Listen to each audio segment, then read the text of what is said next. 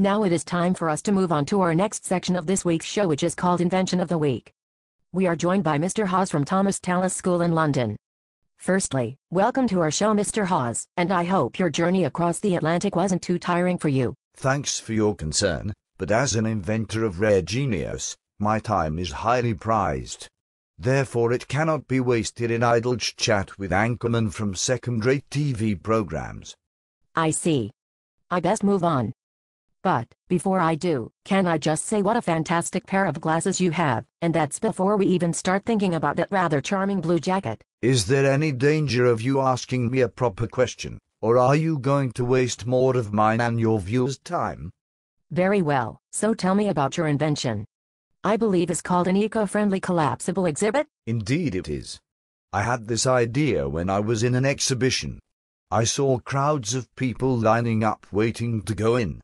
Lots of them had guidebooks written in different languages and had traveled from all parts of the world to see the exhibition. Imagine the emissions from all those planes, trains and automobiles, as you call them over here. I wanted to find a way of making it easier for people to savor and enjoy the world's finest culture without having to travel across the globe. Sounds like a very worthwhile idea.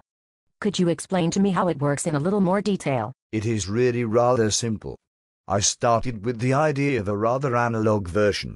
You have a box which has a number of fantastic portraits and landscapes which are pleated and preloaded, so, when the crank arm is turned, the portrait or landscape of choice rises out of the box and is ready to be viewed by the assembled audience.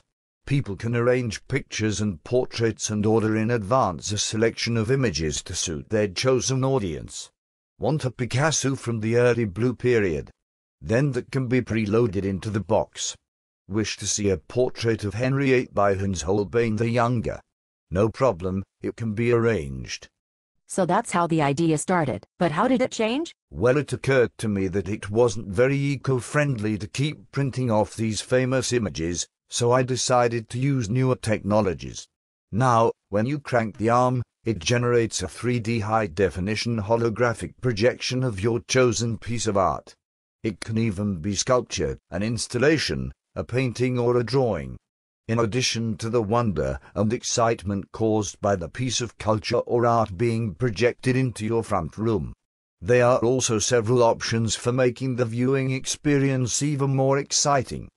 Do tell me more. You have me on the edge of my seat and I am near to the point of wetting myself with excitement. As well as the hologram projection, there are also opportunities to speak with a holographic interactive artist, even if they are dead or alive.